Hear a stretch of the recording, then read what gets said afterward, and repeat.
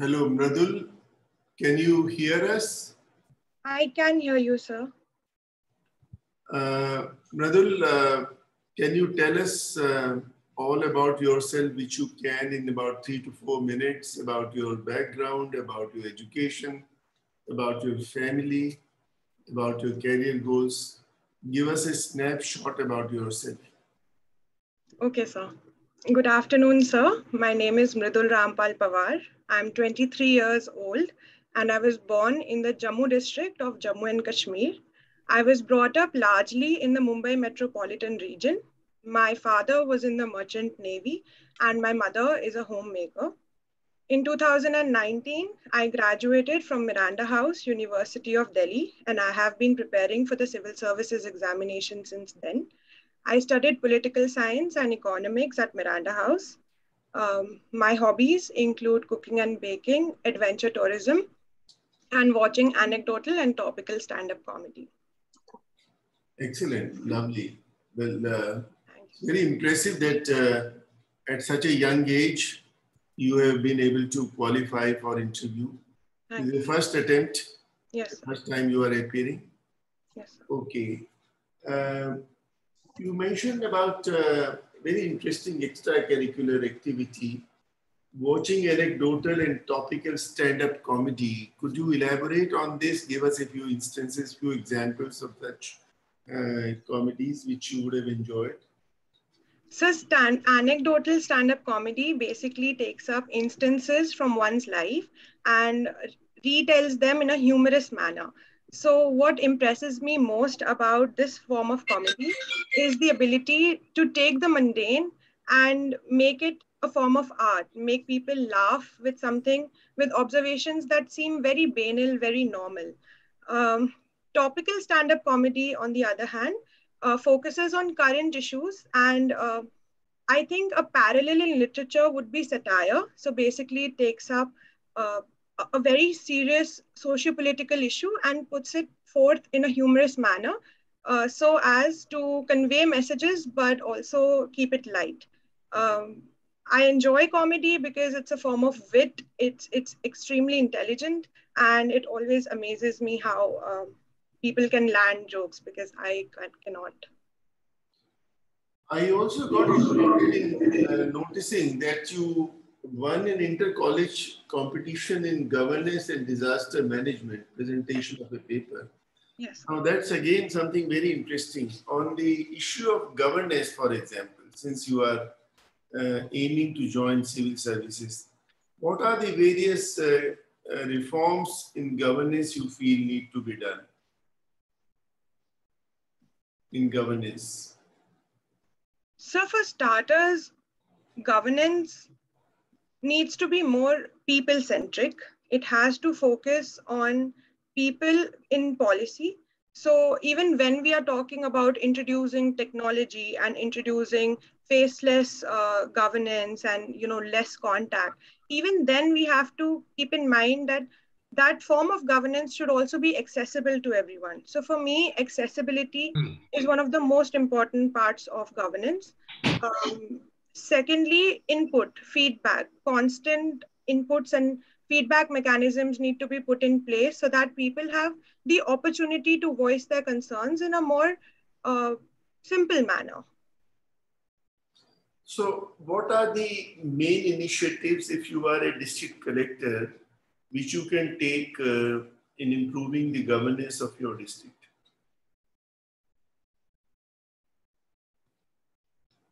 So I feel that if I were district collector and I had to improve governance in the district, I would start off by having conversations with people, raising awareness.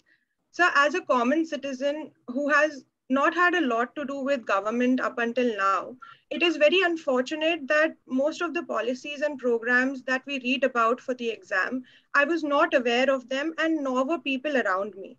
So, I feel that if people are not aware in the first place of what the government is trying to do for them, how will they avail of that opportunity? So for me, having that conversation, raising awareness is one of the first steps in good governance and in making governance accessible for people. How would you do that?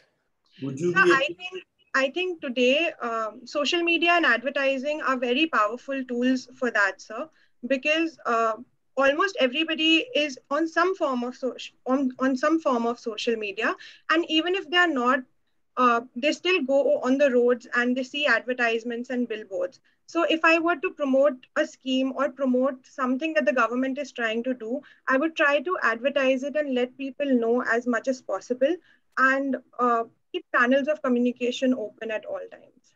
You are posted in a very backward district.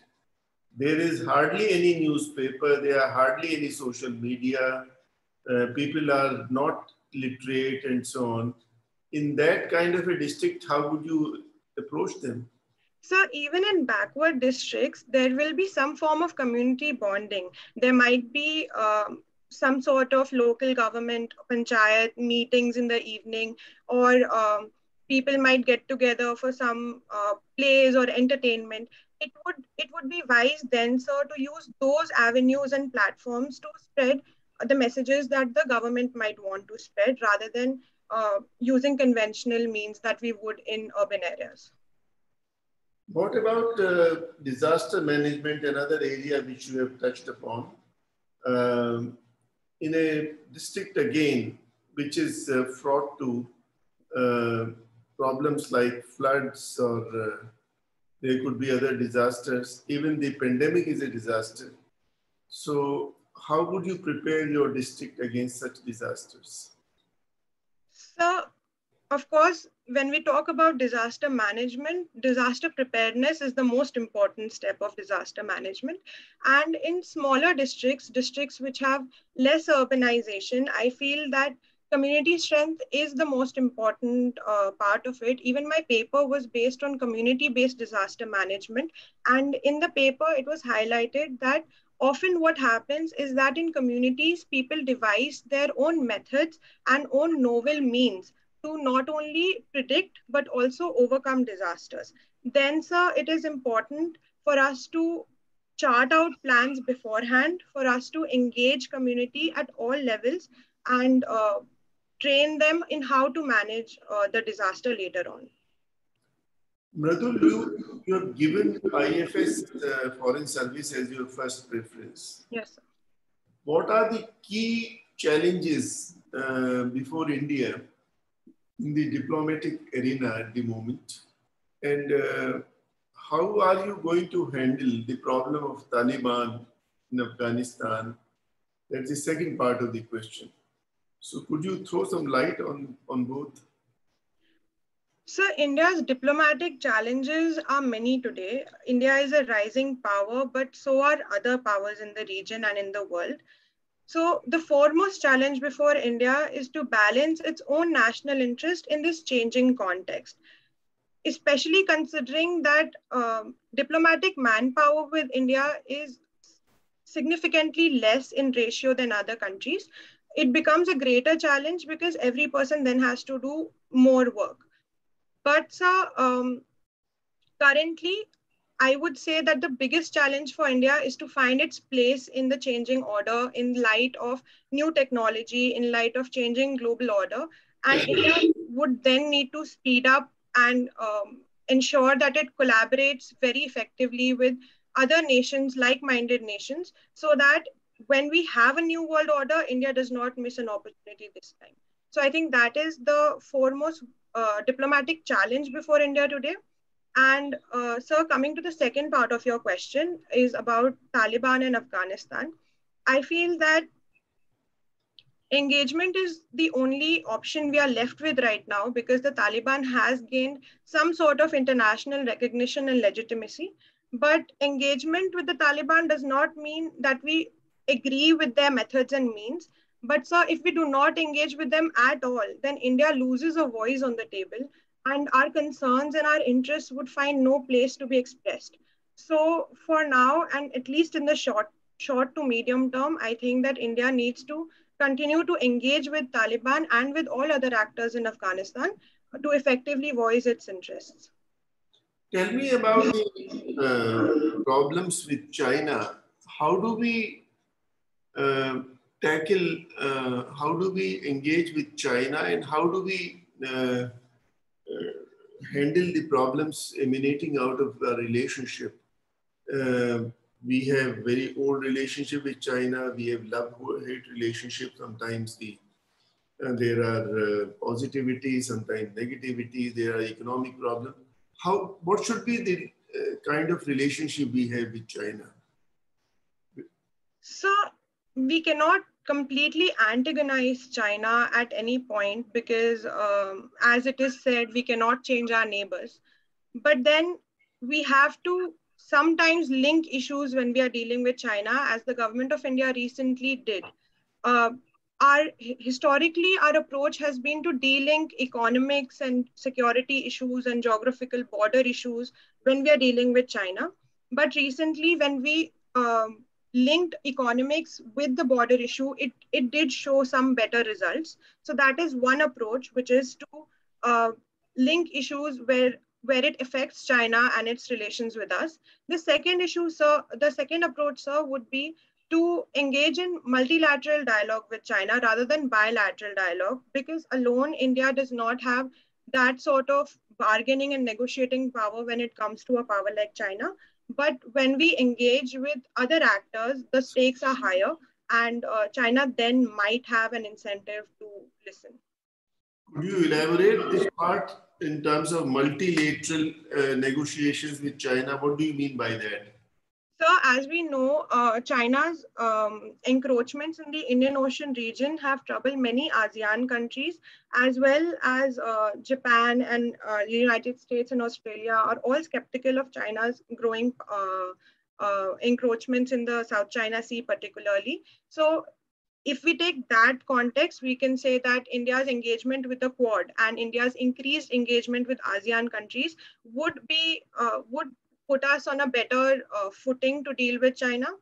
But also, when we are talking about in terms of technology, so recently there was talk about democratic countries coming together and developing AI and 5G technology and trying to pressurize China into competing fairly. So again, that is another way to deal with China, by engaging with other countries, like-minded countries who also have similar goals. Have you been abroad? Yes, sir. Which countries have you visited so far? I have visited England, Brazil, Australia, Hong Kong, China, Belgium, and Netherlands. Oh, there are quite a few at such a young age. So my father was in the Merchant Navy. Which one has impressed you the most? Sir, Australia. Australia? What did you find it impressive there? So I think one of the major reasons is because I was oldest when I visited Australia, so I had more context, but also because I found Australia to be a very inclusive space. It has a lot of diversity, but they have somehow managed to accommodate it in a very, very good fashion.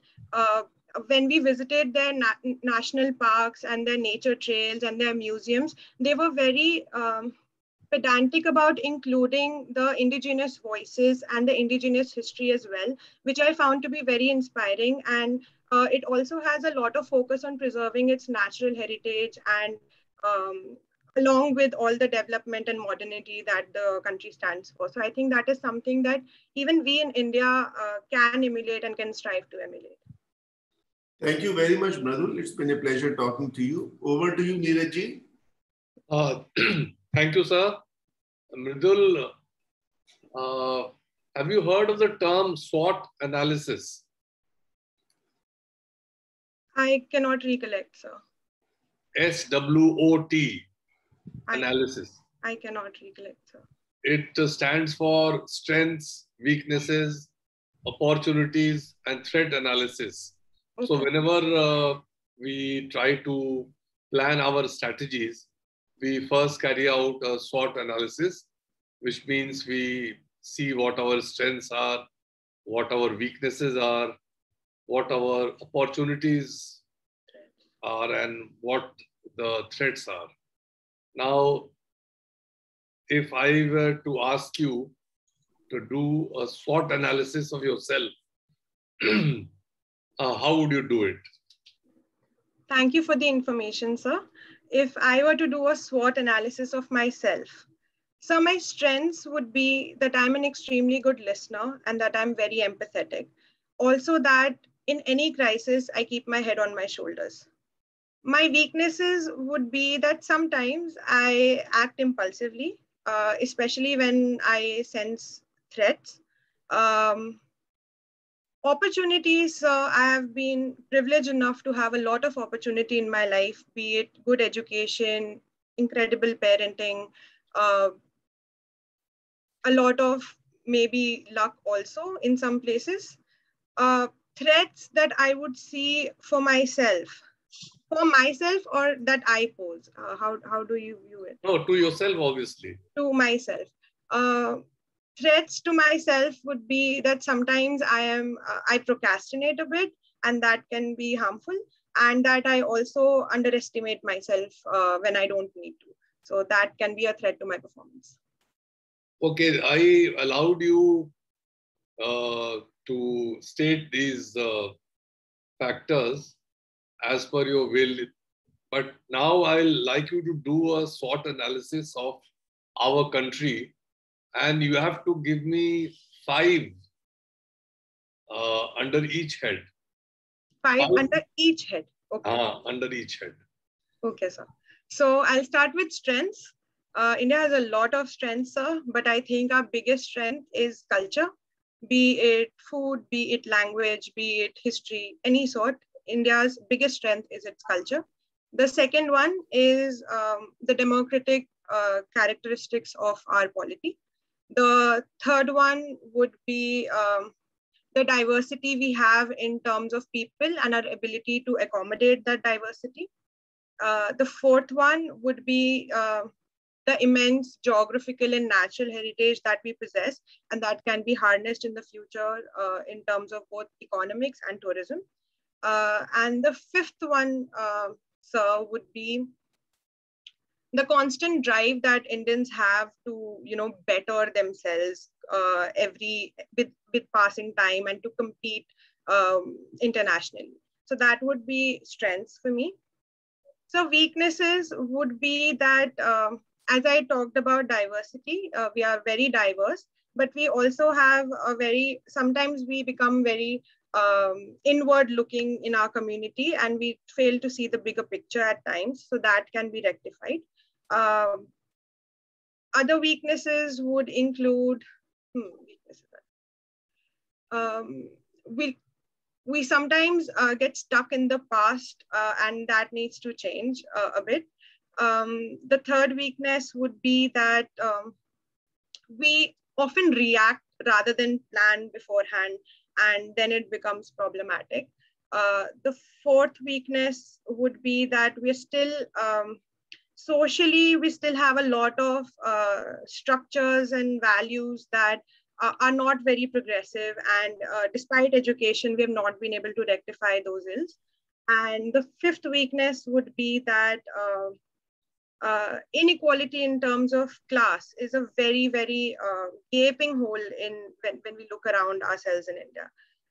Opportunities, India has a lot of opportunity waiting for it right now. It is a rising power. We have the largest growing young population in the world, and I think we should really harness that opportunity.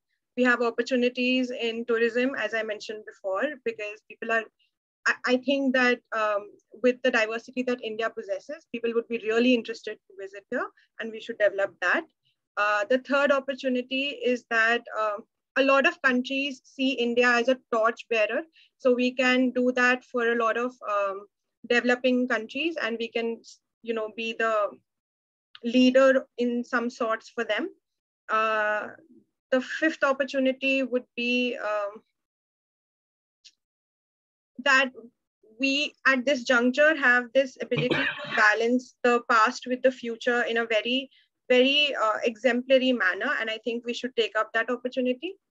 Threats to India, so I would like to divide threats into two parts. One is threats that arise from inside the country and threats that arise from outside. So inside the country, as I mentioned before, social evils and discord are the biggest threat to India as a country today. Secondly, distrust among people and distrust between the government and the people can be a threat in the future. Outward looking, we have geographical threats arising from immediate neighbors. We also have the threat that we'll be left behind in the race of the new world order and new technology. And the fifth one would be that if we fail to harness our growing population and its potential, what could have been an asset would also become the biggest liability of all. So for me, that is. Very good. What are your views on women empowerment in our country? Do you think in your SWOT analysis, you missed out on women altogether? So when I said that there are certain social structures that are problematic, I was mainly referring to caste and patriarchy. So yes, I did mention women in that sense, but not exclusively, because I feel that the situation is still evolving when it comes to women and women empowerment. I think that when we talk about empowerment in the mainstream, it's still a very shallow narrative. It's still focused on very few things here and there. But with time and with education, that has been changing and it will continue to change. So I'm very optimistic when it comes to power. As a young woman in this country, have you ever felt disempowered?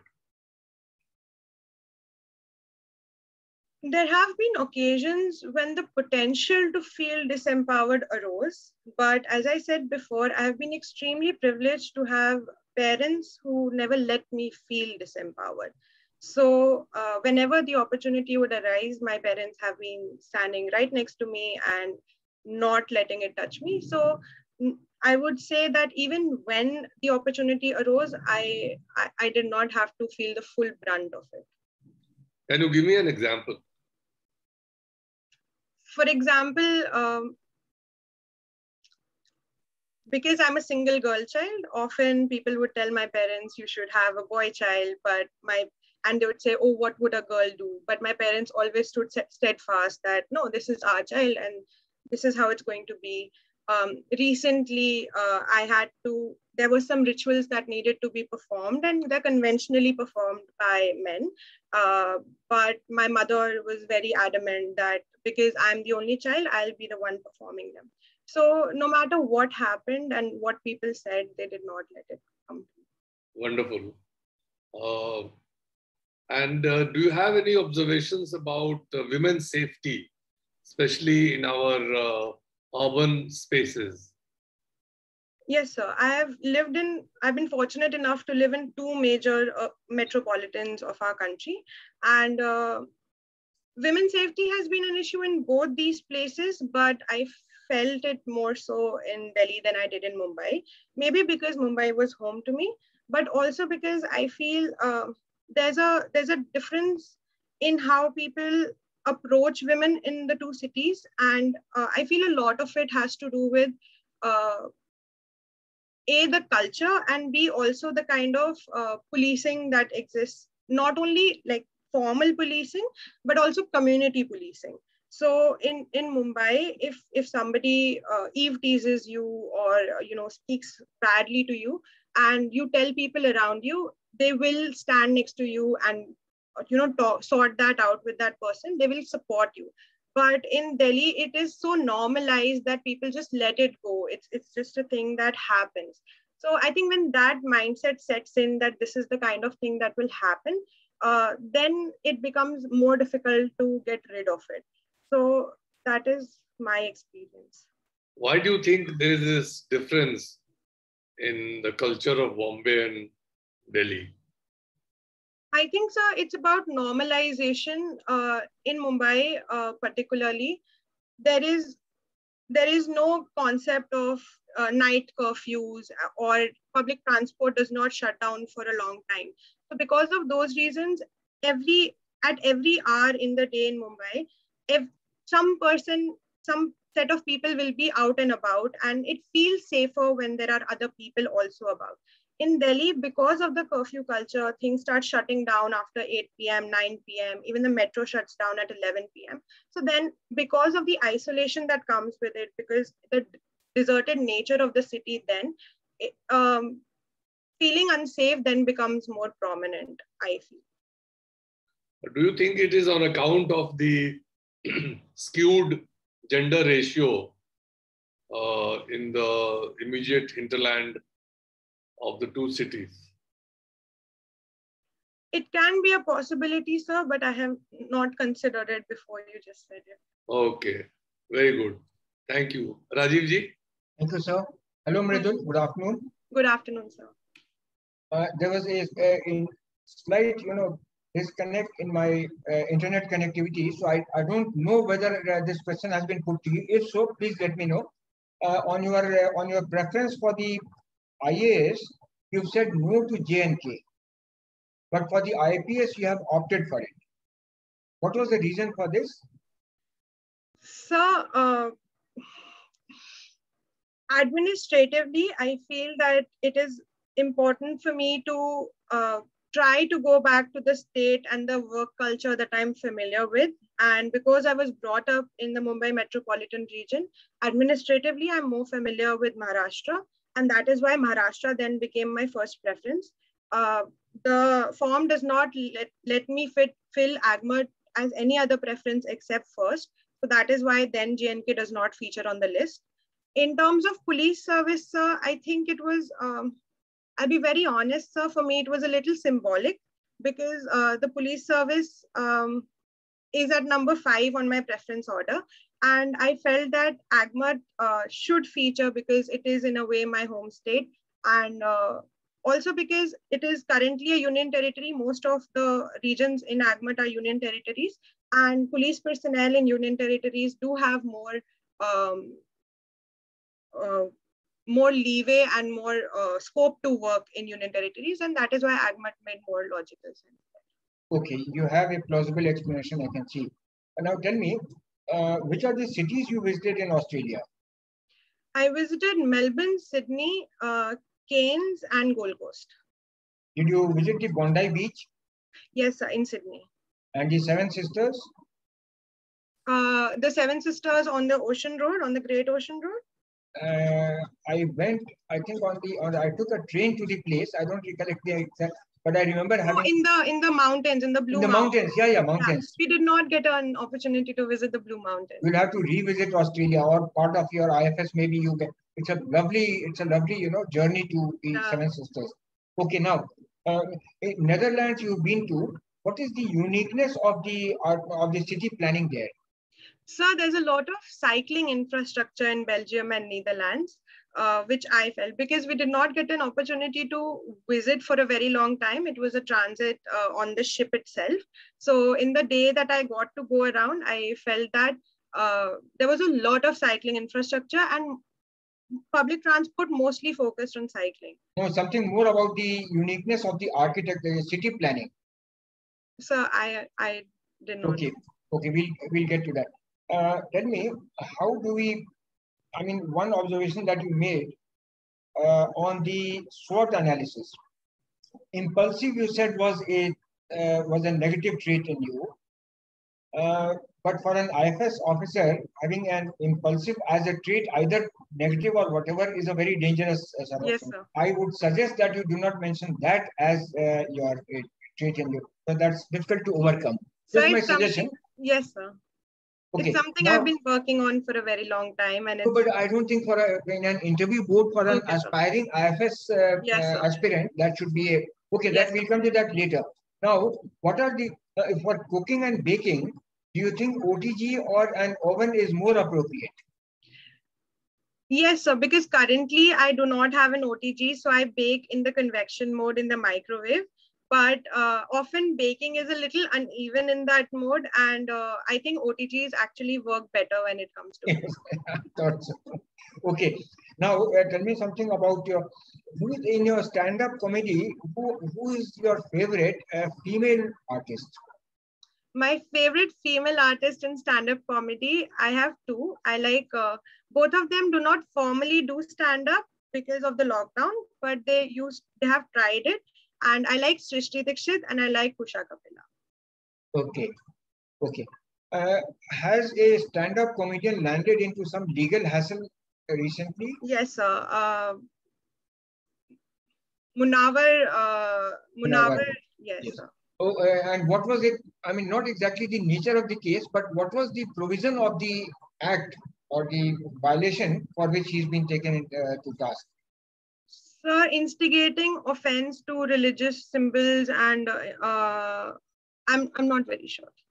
I'll give you a clue. I mean, I'll rather reply to it. It's a contempt under the Contempt of Courts Act. So that is the exact answer. Okay. That it should. Okay.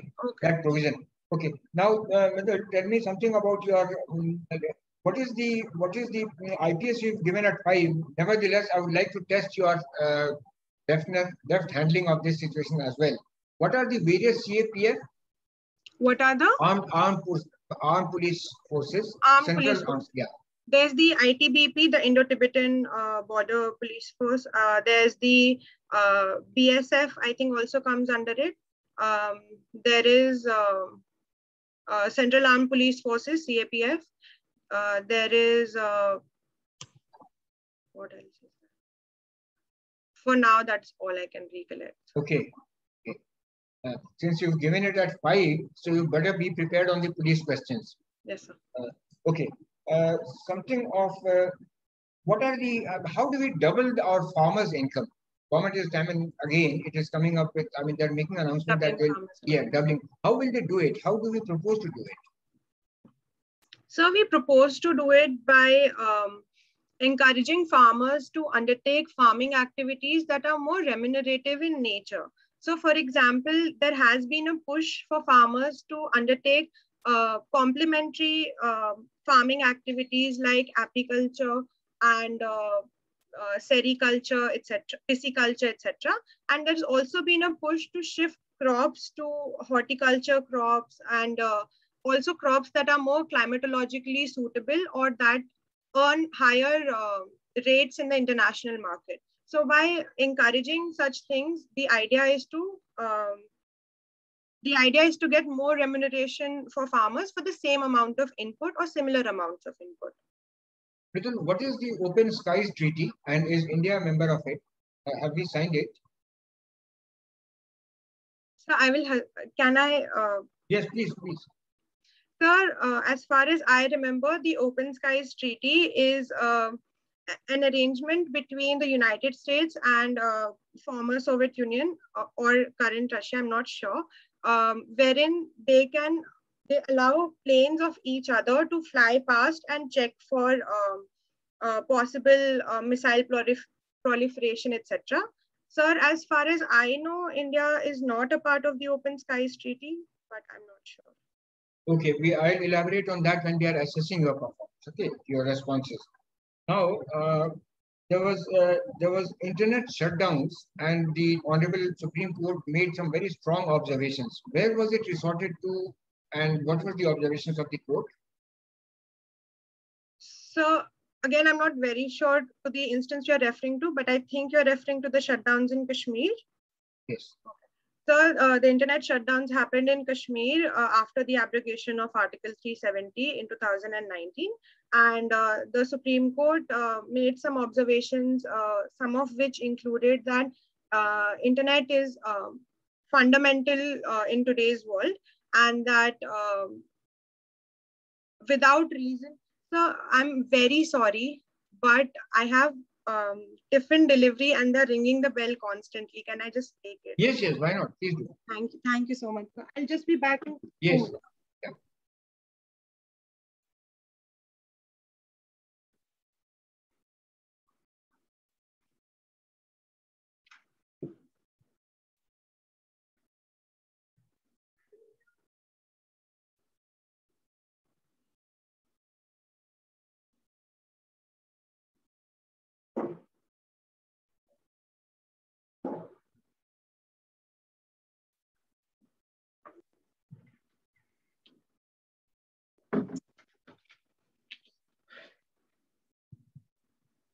हाँ भैया ले लिया मैंने हाँ जी thank you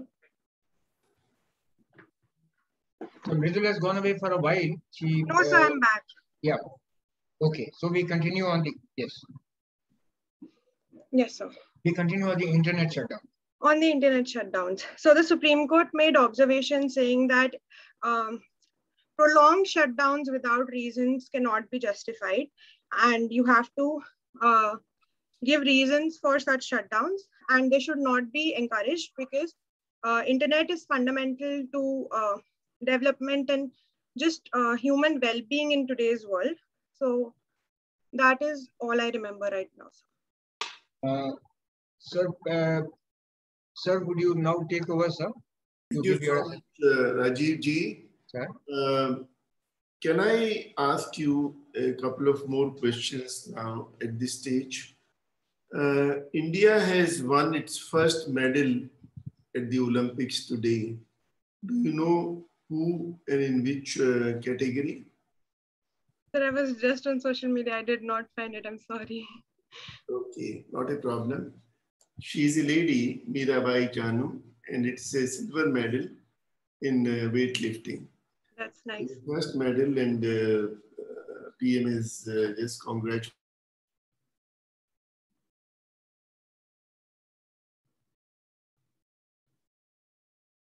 Excuse me. Hello. Oh, sir has paused. I think he has an issue of electricity supply, so maybe we have lost him.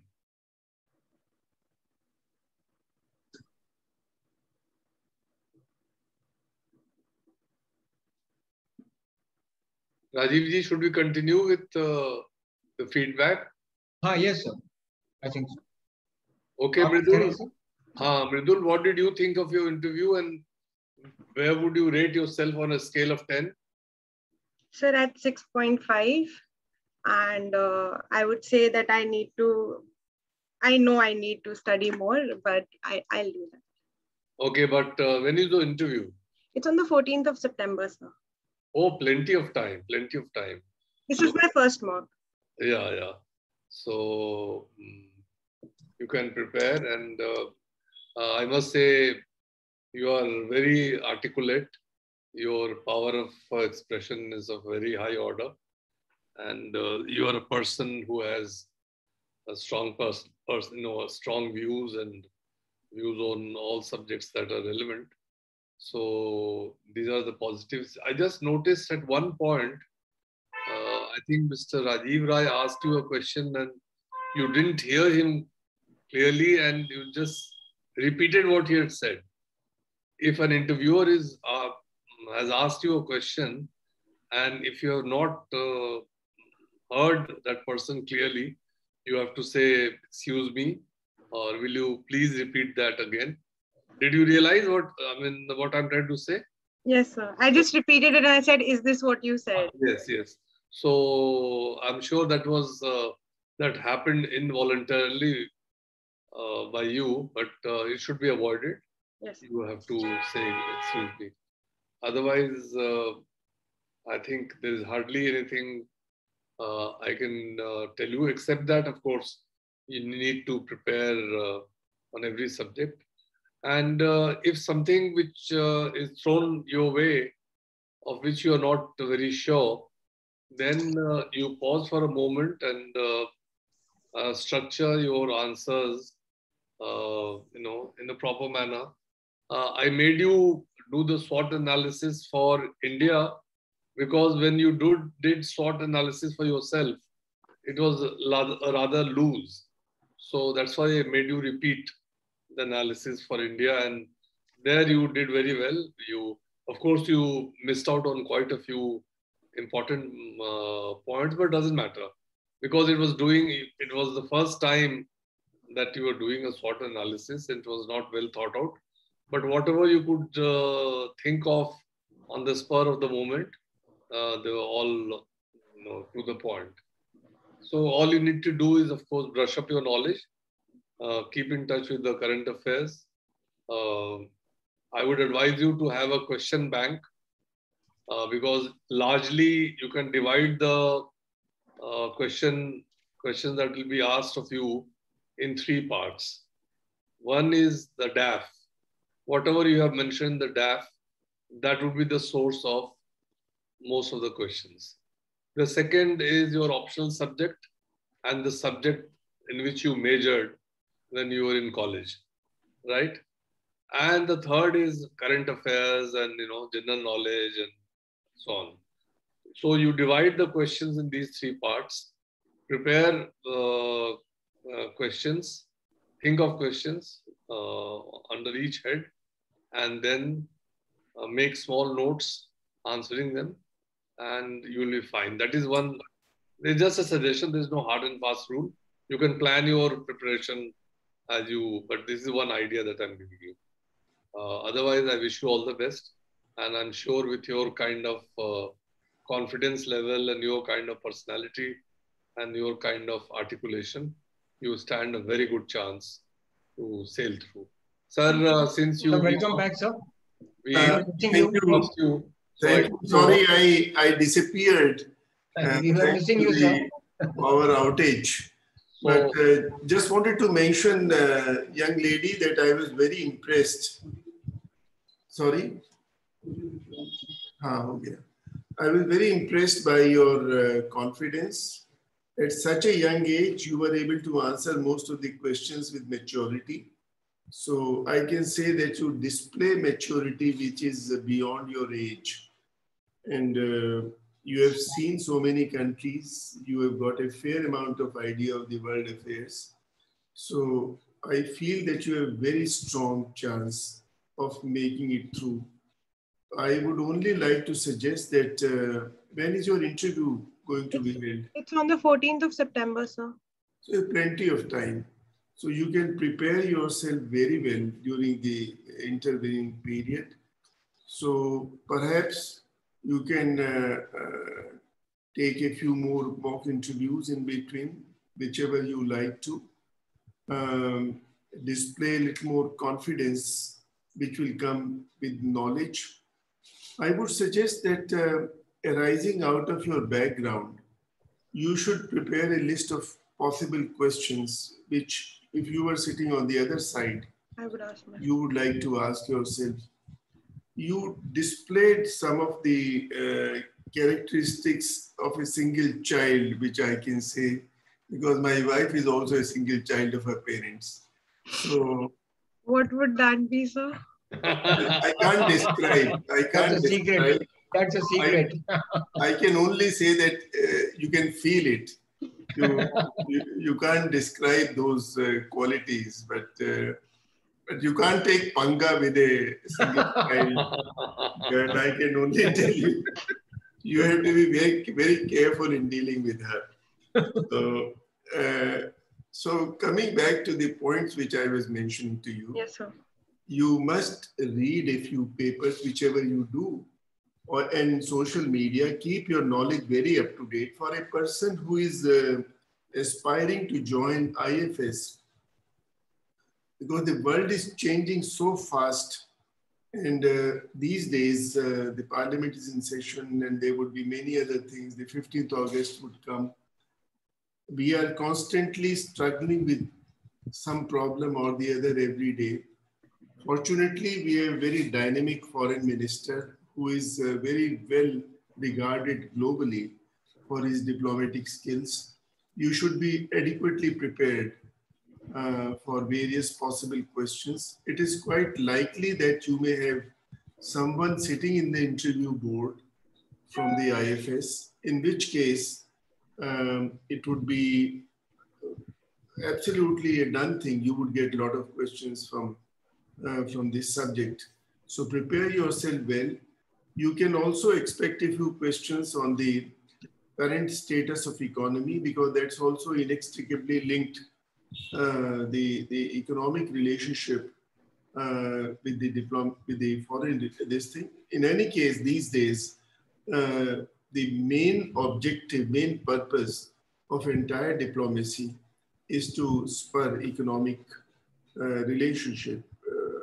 So you can prepare on some of those issues, FDIs and some of the other areas, the WTOs and stuff like that. So all the best to you from my side. I am sure you would make it. and I give you my best wishes. Thank you so much, sir. Anything Sir, else? I had some suggestions to make, sir. Yeah, sure. Mridul, Yes, in sir. the first instance, see, your articulation is impressive. Both you are a gifted speaker as well as you worked hard on it. It shows.